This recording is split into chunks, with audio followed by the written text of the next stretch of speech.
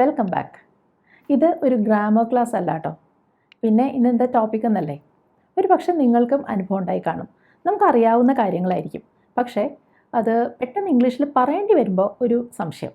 ഇപ്പോൾ നിങ്ങൾ തംബ്നെയിലിൽ കണ്ടല്ലോ, വന്നിരുന്നു, വരണമായിരുന്നു, വരുമായിരിക്കും, വരേണ്ടതുണ്ടോ, ഇങ്ങനെയുള്ള കാര്യങ്ങളൊക്കെ ഓരോന്നായിട്ട് എടുത്താൽ അതെങ്ങനെയാണ് ഇംഗ്ലീഷിൽ പറയേണ്ടതെന്ന് നിങ്ങൾക്കൊരു പക്ഷേ അറിയായിരിക്കും. പക്ഷെ പെട്ടെന്ന് ഒരു കോൺവെർസേഷൻ ഇടയ്ക്ക് ഇത് പറയേണ്ടി വരുമ്പോൾ ഒരു കൺഫ്യൂഷൻ ഒരു പക്ഷേ നിങ്ങൾക്ക് തോന്നിയിട്ടുണ്ടായിരിക്കാം.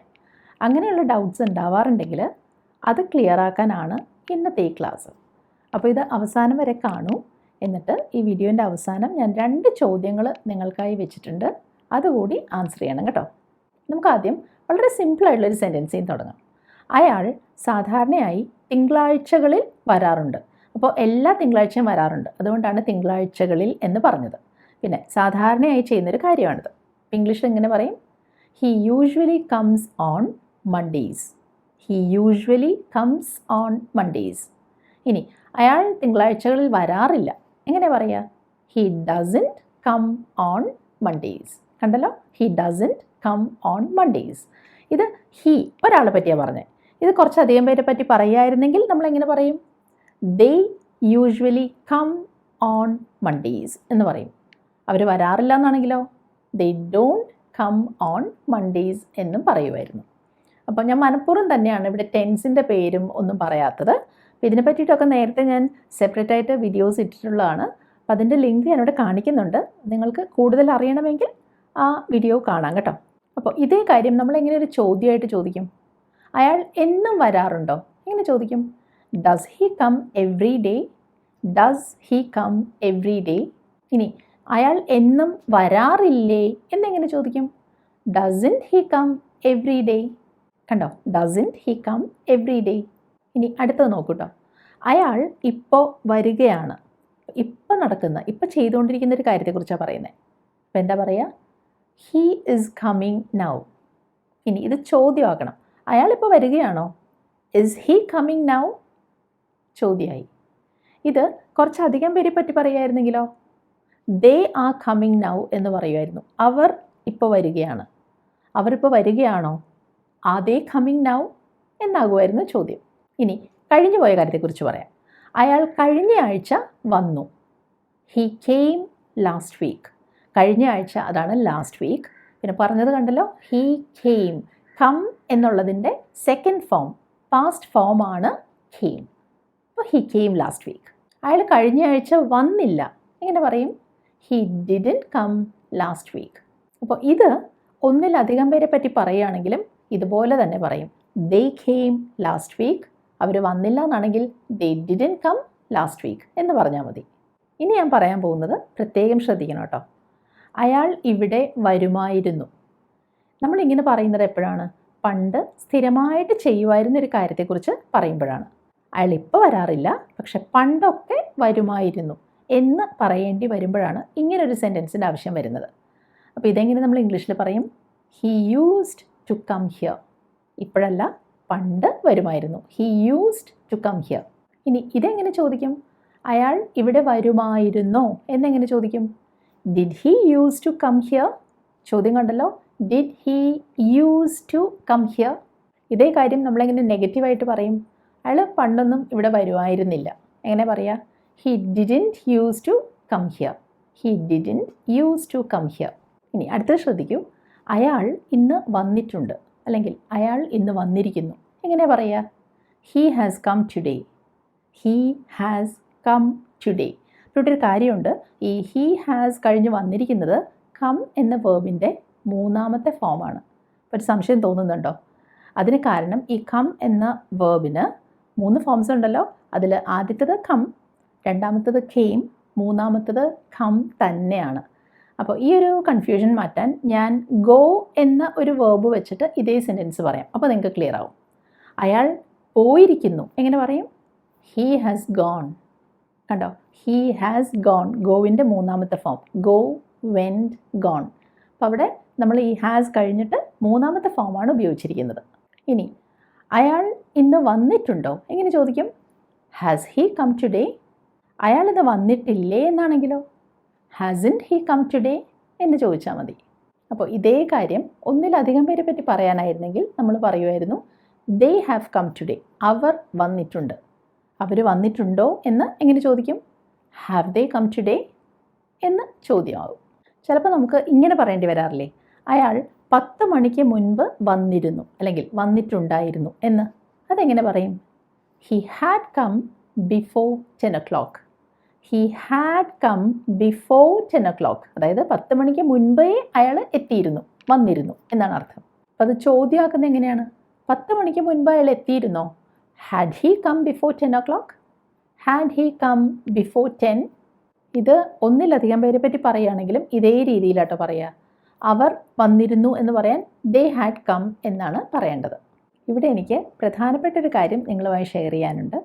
നമ്മുടെ വൊക്കാബുലറി അല്ലെങ്കിൽ ഗ്രാമർ ഒക്കെ എത്ര തന്നെ സ്ട്രോങ് ആണെങ്കിലും നമ്മുടെ സ്പോക്കൺ ഇംഗ്ലീഷ് ബെറ്റർ ആവണമെങ്കിൽ നമ്മൾ ഇംഗ്ലീഷ് സംസാരിച്ച് തുടങ്ങുക തന്നെ വേണം. അങ്ങനെ ഇംഗ്ലീഷ് സംസാരിക്കേണ്ടി വരുമ്പോൾ എന്തെങ്കിലും തരത്തിലുള്ള ഒരു കോൺഫിഡൻസ് ഇല്ലായ്മയോ അല്ലെങ്കിൽ ഫ്ലുവൻസി കിട്ടാത്തതുപോലെയോ ഒക്കെ ഫീൽ ചെയ്യുന്നുണ്ടെങ്കിൽ അവിടെ അങ്ങേയറ്റം ഹെൽപ്ഫുൾ ആയേക്കാവുന്ന ഒരു ആപ്പാണ് ഞാനിവിടെ പരിചയപ്പെടുത്തുന്നത്, ക്യാംബ്ലി. 1-on-1 പ്രൈവറ്റ് ഇംഗ്ലീഷ് ലെസൺസ് ലഭ്യമാകുന്ന ഇന്ത്യയിലെ ഏറ്റവും നല്ല ഒരു ആപ്പാണ് ക്യാംബ്ലി. ഇവിടെ നിങ്ങൾക്ക് business English, IELTS, personality development തുടങ്ങി ഇഷ്ടമുള്ള കോഴ്സ് തിരഞ്ഞെടുക്കാൻ സാധിക്കും. ക്യാംബ്ലിയുടെ മറ്റൊരു പ്രത്യേകത, നിങ്ങൾ സംസാരിച്ച് പരിശീലിക്കാൻ പോകുന്നത് നേറ്റീവ് സ്പീക്കേഴ്സ് ആയിട്ടുള്ള ട്യൂട്ടേഴ്സുമായാണ്. അമേരിക്ക, കാനഡ, UK, ഓസ്ട്രേലിയ തുടങ്ങി പല രാജ്യങ്ങളിൽ നിന്നുള്ള ട്യൂട്ടേഴ്സ് ഇവിടെ അവൈലബിൾ ആണ്. നിങ്ങൾക്ക് ഇഷ്ടമുള്ള ട്യൂട്ടേഴ്സിനെ നിങ്ങൾക്ക് സെലക്ട് ചെയ്യാൻ സാധിക്കും. ഈ ട്യൂട്ടേഴ്സ് എല്ലാം അങ്ങേയറ്റം ഹെൽപ്ഫുള്ളും സപ്പോർട്ടീവുമാണ്. ഇംഗ്ലീഷിൽ നിങ്ങൾക്കുള്ള വീക്ക്നെസ് എവിടെയാണെന്ന് മനസ്സിലാക്കി നിങ്ങളുടെ ലാംഗ്വേജ് ബെറ്റർ ആക്കാൻ അവർ മാക്സിമം നിങ്ങളെ ഹെൽപ്പ് ചെയ്യും. ഇപ്പോൾ ഒരു ട്രൈ ബിഫോർ ബൈ ഓഫർ ലഭ്യമാണ്. 99 രൂപ വിലയുള്ള 15 മിനിറ്റ് നേരത്തേക്കുള്ള ട്രയൽ ക്ലാസ് ഇപ്പോൾ വെറും 29 രൂപയ്ക്ക് ലഭ്യമാണ്. ഇത് കിട്ടണമെങ്കിൽ 29 സോണിയ എന്ന കൂപ്പൺ കോഡ് നിങ്ങൾക്ക് യൂസ് ചെയ്യാം. ഈ ഓഫർ ഒരു മാസത്തേക്കേ ഉള്ളൂ കേട്ടോ. ഡിസ്ക്രിപ്ഷൻ ബോക്സിൽ ഞാൻ ആപ്പിൻ്റെ ലിങ്ക് കൊടുത്തിട്ടുണ്ട്. ഡൗൺലോഡ് ചെയ്യൂ, യൂസ് ചെയ്യൂ. ഇനി ഭാവിയിലെ കാര്യങ്ങൾ എങ്ങനെ പറയും? അയാൾ നാളെ വരും. He will come tomorrow. അയാൾ നാളെ വരില്ല. He will not come tomorrow. അപ്പോൾ ഈ വിൽ നോട്ട് എന്നുള്ളത് നമുക്ക് ഷോർട്ടൻ ചെയ്ത് വോണ്ട് എന്ന് പറയാം. അപ്പോൾ നമുക്കിത് എങ്ങനെ പറയാം? He won't come tomorrow. അയാൾ നാളെ വരുമോ? എങ്ങനെയാണ് ചോദ്യമാക്കുക? Will he come tomorrow? അയാൾ നാളെ വരില്ലേ? Won't he come tomorrow? എളുപ്പമല്ലേ? അപ്പോൾ ഇങ്ങനെ നമ്മൾ ഈ വിൽ ഒക്കെ ചേർത്ത് പറയുമ്പോൾ അത് ഒരാളെ പറ്റിയാണെങ്കിലും ഒന്നിലധികം പേരെ പറ്റിയാണെങ്കിലും ഇതേപോലെ തന്നെയാണ് പറയുക. അപ്പോൾ ദേ ആയിരുന്നെങ്കിലും നമ്മൾ പറയുമായിരുന്നു they will come tomorrow, they won't come tomorrow എന്നൊക്കെ. ഇനി നമുക്ക് സാധ്യതയെക്കുറിച്ച്, അതായത് പോസിബിലിറ്റിയെക്കുറിച്ച് എങ്ങനെ പറയുന്നതെന്ന് നോക്കാം. അയാൾ നാളെ വന്നേക്കാം. ഇത് പറയും ഹി മേ കം ടുമോറോ. അപ്പോൾ ചാൻസസേ ഉള്ളൂ, അതുകൊണ്ടാണ് ഹി മേ കം എന്ന് പറഞ്ഞത്. ഇനി ഈ സാധ്യത കുറച്ചുകൂടെ കുറവാണെങ്കിൽ നമ്മൾ എന്ത് പറയും? ഹി മൈറ്റ് കം ടുമോറോ എന്ന് പറയും. അപ്പോൾ അവിടെ ചാൻസസ് വളരെ വളരെ കുറവാണ്. അതുകൊണ്ടാണ് മേ മാറ്റി മൈറ്റ് പറഞ്ഞത്. He might come tomorrow. ഇനി അയാൾ നാളെ വന്നേക്കില്ല എന്ന് പറയാൻ നെഗറ്റീവ് ആക്കിയാൽ മതി. He may not come tomorrow എന്ന് പറയാം. ഇനി അടുത്തത് സാധ്യതയെക്കുറിച്ചല്ല, നമുക്കൊരു കാര്യം ചെയ്യാൻ സാധിക്കും, നമുക്കത് കഴിയും എന്നാണ് പറയേണ്ടതെങ്കിലോ? അങ്ങനെ ഒരു സെൻറ്റൻസ് നോക്കാം. എനിക്ക് നേരത്തെ വരാൻ സാധിക്കും. I can come early. I can come early. അയാൾക്ക് ഇന്ന് വരാൻ സാധിക്കില്ല, കഴിയില്ല. He can not come today. He can't come today. അയാൾക്ക് ഇന്ന് വരാൻ സാധിക്കുമോ? അയാൾക്ക് ഇന്ന് വരാൻ കഴിയുമോ? Can he come today? അയാൾക്ക് ഇന്ന് വരാൻ സാധിക്കില്ലേ? Can't he come today? കണ്ടോ, അവിടെ നെഗറ്റീവ് ഉപയോഗിച്ചത്. Can't he come today. പക്ഷേ ഒരു കാര്യമുണ്ട്, ഈ ക്യാൻ എന്നുള്ളത് നമുക്ക് എന്തെങ്കിലും ഒരു കാര്യം ചെയ്യാൻ സാധിക്കും എന്ന് പറയാൻ മാത്രമല്ല നമ്മൾ ഉപയോഗിക്കാറുള്ളത്. അപ്പോൾ അതിനുള്ള എക്സാമ്പിൾ ഞാൻ കാണിക്കാം. അതിനു മുൻപ് മറ്റൊരു സെൻറ്റൻസ് പറയാം. എന്തെങ്കിലും ഒരു കാര്യം ചെയ്തു കൊള്ളട്ടെ എന്ന് അനുവാദം ചോദിക്കേണ്ടി വരുമ്പോൾ അല്ലെങ്കിൽ അനുവാദം കൊടുക്കേണ്ടി വരുമ്പോഴൊക്കെ നമുക്ക് മേ തന്നെ യൂസ് ചെയ്യാൻ പറ്റും. അപ്പോൾ ഈ സെൻറ്റൻസ് നോക്കൂ. ഞാൻ അകത്തേക്ക് വരട്ടെ. May I come in. നമ്മൾ സാധാരണ ചോദിക്കുന്നൊരു ചോദ്യമല്ലേ, മേ ഐ കമിൻ. അപ്പോൾ മേ ഉപയോഗിച്ച് നമ്മൾ പെർമിഷൻ ചോദിക്കാണ് ഇവിടെ ചെയ്യുന്നത്. അപ്പോൾ അകത്തിരിക്കുന്ന ആൾ നമ്മളോട് പറയുകയാണ്, നിങ്ങൾ അകത്തേക്ക് വന്നോളൂ. എങ്ങനെയാണ് പറയുക? Yes, you may come in. You may come in, നിങ്ങൾക്ക് അകത്തേക്ക് വരാം. അയാൾ പെർമിഷൻ തരികയാണ് ചെയ്തത്. പക്ഷേ ഇതേപോലെ തന്നെ അനുവാദം ചോദിക്കാനും പലപ്പോഴും നമ്മൾ ക്യാൻ എന്നതും ഉപയോഗിക്കാറുണ്ട്. ശരിക്കും പറഞ്ഞാൽ ക്യാൻ എന്നുള്ളത് ഒരു കാര്യം ചെയ്യാൻ സാധിക്കും എന്ന് എബിലിറ്റി കാണിക്കാനാണ് യൂസ് ചെയ്യേണ്ടതെങ്കിലും പലപ്പോഴും സംഭാഷണങ്ങൾക്കിടയിൽ നമ്മൾ ക്യാൻ എന്നുള്ളതും പെർമിഷൻ ചോദിക്കാൻ ഉപയോഗിക്കാറുണ്ടെന്നുള്ളതാണ് സത്യം. അപ്പോൾ ഇങ്ങനൊരു ചോദ്യം പോസിബിളാണ്. ക്യാൻ ഐ കം ഇൻ എന്ന് ചോദിക്കാം. ഇനി അടുത്ത സെൻറ്റൻസ് ശ്രദ്ധിക്കൂ കേട്ടോ. അയാൾ ഈ നഗരത്തിൽ കഴിഞ്ഞിരുന്നപ്പോൾ അയാൾക്ക് നേരത്തെ വരാൻ സാധിക്കുമായിരുന്നു. ഇപ്പോഴത്തെ കാര്യമല്ല പറയുന്നത്, പണ്ട് അയാൾക്കത് സാധിക്കുമായിരുന്നു. എങ്ങനെ ഇംഗ്ലീഷിൽ പറയാം? He could come early when he lived in this city.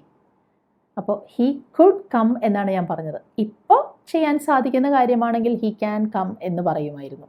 ഇത് പണ്ടൊക്കെ സാധിക്കുമായിരുന്നു, അതുകൊണ്ട് ഹീ കുഡ് കം ഏർലി. ഇനി അടുത്ത സെൻറ്റൻസ് ഒന്ന് ശ്രദ്ധിക്കൂ കേട്ടോ. അയാൾക്ക് സുഖമില്ലായിരുന്നു, എന്നിട്ടും എങ്ങനെയോ അയാൾക്ക് വരാൻ സാധിച്ചു. അപ്പോൾ അവിടെ നമ്മൾ എന്താ പറയുക? He managed to come though he was unwell. He managed to come എന്ന് പറഞ്ഞു. അപ്പോൾ അവിടെ ഈ ഒരു അർത്ഥം വന്നു, അയാൾക്ക് ചെയ്യാൻ അത്ര എളുപ്പമായിരുന്നില്ല, പക്ഷെ എങ്ങനെയോ അയാളത് ചെയ്തു. He managed to come. ഇനി അടുത്തതും നമുക്ക് പലപ്പോഴും ആവശ്യം വരുന്നൊരു കാര്യമാണ് കേട്ടോ. അയാൾ ഇന്ന് വരണം, അല്ലെങ്കിൽ അയാൾ ഇന്ന് പോകണം എന്നൊക്കെ നമ്മൾ പറയാറില്ലേ? അത് ഇംഗ്ലീഷിൽ പറയുന്നത് എങ്ങനെയാണ്? He should come today. അപ്പോൾ ഇത് വളരെ നിർബന്ധപൂർവ്വം പറയുന്നൊരു കാര്യമല്ല. ഇന്ന് വന്നേ പറ്റൂ എന്നല്ല, ഇന്ന് വരണം എന്ന് കുറച്ച് മൈൽഡായിട്ടാണ് നമ്മളോട് പറയുന്നത്. He should come today. അപ്പോൾ ഇതേ കാര്യം എങ്ങനെയാണ് നമ്മൾ വരണ്ട എന്ന് പറയുന്നതെന്നാണ് നമ്മൾ നോക്കുന്നത്. He shouldn't come today. He should not ആണ് ഹി ഷുഡിൻറ്റ് എന്ന് നമ്മൾ ചുരുക്കി പറയുന്നത്. അപ്പോൾ ഇത് ചോദ്യമായിട്ട് എങ്ങനെ ചോദിക്കും? അയാൾ ഇന്ന് വരണോ? Should he come today? Should he come today? ഇങ്ങനെയാണെങ്കിലോ അയാൾ ഇന്ന് വരണ്ടേ, അല്ലെങ്കിൽ വന്നുകൂടെ? Shouldn't he come today? Shouldn't he come today? ചിലപ്പോൾ ചില കാര്യങ്ങൾ നമ്മളിങ്ങനെ ഗെസ് ചെയ്ത് അനുമാനിച്ചൊക്കെ പറയില്ലേ? അയാൾ ഇന്ന് വരേണ്ടതാണ്. എങ്ങനെയാണ് പറയാത്? He should be coming today. He should be coming today. ഇനി കുറച്ച് നിർബന്ധപൂർവ്വം കാര്യങ്ങൾ എങ്ങനെയാണ് പറയുന്നത് നോക്കാം. അയാൾ നേരത്തെ വന്നേ പറ്റൂ, വന്നേ തീരൂ. He must come early. അപ്പോൾ ഇതേ കാര്യം നമുക്ക് തിരിച്ചും പറയാമല്ലോ. അയാൾ വരാൻ വൈകരുത്, അല്ലെങ്കിൽ അയാൾ വൈകി വരരുത്. ഇവിടെ എല്ലാം നമുക്കൊരു അരുത് കാണാം അല്ലേ? ഇതെങ്ങനെയാണ് നമ്മൾ ഇംഗ്ലീഷിൽ പറയാം? He mustn't come late. ഞാൻ പറഞ്ഞത് കേട്ടല്ലോ, ഹി മസ്റ്റൻറ്റ് കം ലേറ്റ്. ഈ മസ്റ്റ് നോട്ട് എന്നുള്ളതിൻ്റെ ഷോർട്ട് ഫോം ആണ് മസ്റ്റൻറ്റ്. പക്ഷേ അവിടെ ആ ഇടയ്ക്കുള്ള ടി നമ്മൾ പ്രൊനൗൺസ് ചെയ്യുന്നില്ല. അപ്പോൾ മസ്റ്റൻറ്റ് എന്ന് പറയില്ല, മസ്റ്റൻറ്റ് എന്ന് പറഞ്ഞാൽ മതി. അപ്പോൾ ഇതെങ്ങനെ നമ്മളൊരു ചോദ്യമായിട്ട് ചോദിക്കും? അയാൾ നേരത്തെ വരണോ? Must he come early? ഇപ്പോൾ കണ്ടല്ലോ, എന്തെങ്കിലും ഒരു കാര്യം നിർബന്ധപൂർവ്വം ചെയ്തേ തീരൂ എന്ന് അർത്ഥം കിട്ടണമെങ്കിൽ നമ്മൾ മസ്റ്റ് യൂസ് ചെയ്തു. പക്ഷെ ഇതേപോലെ തന്നെ നമുക്ക് ഹാസ് ടു അല്ലെങ്കിൽ ഹാവ് ടു എന്നതും ഉപയോഗിക്കാൻ സാധിക്കും. പക്ഷെ അവിടെ ചെറിയൊരു വ്യത്യാസമുണ്ട്. ഈ കാര്യം ചെയ്യണം എന്നുള്ളൊരു നിർബന്ധം നമ്മുടെ ഭാഗത്തു നിന്നാണ് വരുന്നതെങ്കിൽ അവിടെ മസ്റ്റ് എന്നത് യൂസ് ചെയ്യുന്നതായിരിക്കും അനുയോജ്യം. എന്നാൽ വേറൊരാളുടെ നിർബന്ധം കൊണ്ടാണ് നമ്മൾ എന്തെങ്കിലും ഒരു കാര്യം ചെയ്യുന്നതെങ്കിൽ അവിടെ ഹാസ് ടു അല്ലെങ്കിൽ ഹാവ് ടു എന്നതായിരിക്കും കൂടുതൽ യോജിച്ചത്. അപ്പോൾ അയാൾ നേരത്തെ വന്നേ തീരൂ എന്നത് വേണമെങ്കിൽ നമുക്ക് he has to come early എന്നും പറയാം. അപ്പോൾ അയാൾ നേരത്തെ വരേണ്ടതുണ്ടോ എന്നെങ്ങനെ ചോദിക്കും? Does he have to come early? കണ്ടോ, does he have to come early. ഇനി അടുത്തൊന്ന് ശ്രദ്ധിക്കണേ. അയാൾക്ക് വേണ്ടെങ്കിൽ അയാൾ വരേണ്ട. അതായത് ഇവിടെ ചോയ്സ് അയാൾക്കാണ്. അയാൾക്ക് വേണമെങ്കിൽ വരാം, ഇനി വരണ്ട എന്നാണെങ്കിൽ അയാൾ വരണ്ട എന്ന്. അപ്പോൾ ഇവിടെ എങ്ങനെയാണ് ഇംഗ്ലീഷിൽ പറയുക? He doesn't have to come if he doesn't want to. ആഗ്രഹമില്ലെങ്കിൽ അയാൾ വരണ്ട. ഇനി നമ്മൾ കാണാൻ പോകുന്നതും എപ്പോഴും നമുക്ക് ആവശ്യം വരുന്ന തരം ചില സെൻറ്റൻസസ് ആണ്. അയാൾ നേരത്തെ വരേണ്ടതായിരുന്നു. എങ്ങനെ പറയാം? He should have come early. He should have come early. അപ്പോൾ ഇവിടെ എന്താ ചെയ്തതെന്ന് കണ്ടല്ലോ. ഷുഡ് ഹാവ് കഴിഞ്ഞിട്ട് ഞാൻ കം എന്ന വേർബിൻ്റെ മൂന്നാമത്തെ ഫോമാണ് യൂസ് ചെയ്തിരിക്കുന്നത്. ഇത് ഗോ വെച്ചാണെങ്കിൽ ഇങ്ങനെ പറയുമായിരുന്നു, he should have gone early. ഇനി ഞാൻ പറയാൻ പോകുന്നത് ശ്രദ്ധിച്ച് കേൾക്കണം കേട്ടോ.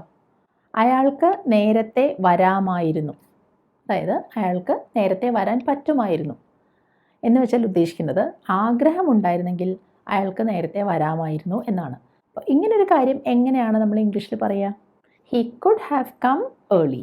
ആഗ്രഹം ഉണ്ടായിരുന്നെങ്കിൽ അയാൾക്ക് നേരത്തെ വരാമായിരുന്നു. He could have come early if he wanted to എന്നാണ് അർത്ഥം. അടുത്തതും നമുക്ക് ഡെയിലി ആവശ്യം വരുന്ന തരം ഒരു സെൻറ്റൻസ് ആണ് കേട്ടോ. അയാൾ വരുമായിരുന്നു. അപ്പോൾ ഇതിൻ്റെ ഒരു സന്ദർഭം ഞാൻ പറയാം. ട്രെയിൻ മിസ് ചെയ്തില്ലായിരുന്നെങ്കിൽ അയാൾ വരുമായിരുന്നു. എങ്ങനെ പറയാം? He would have come.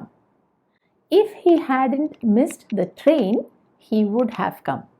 ഇതേപോലെ ഡെയിലി ലൈഫിൽ വളരെ കോമൺ ആയിട്ട് നമുക്ക് പറയേണ്ടി വരാറുള്ളൊരു സെൻറ്റൻസാണ് നമ്മളിനി കാണാൻ പോകുന്നത്. പലപ്പോഴും നമ്മൾ പറയാറില്ലേ, ചിലപ്പോൾ ഇതിനോടകം അയാൾ വന്നിട്ടുണ്ടായിരിക്കാം അല്ലെങ്കിൽ വന്നിരിക്കാം എന്നൊക്കെ. അപ്പോൾ ഇവിടെ നമ്മൾ പറയുന്നത് ഭാവിയിൽ നടക്കാൻ സാധ്യതയുള്ളൊരു കാര്യത്തെക്കുറിച്ചല്ല.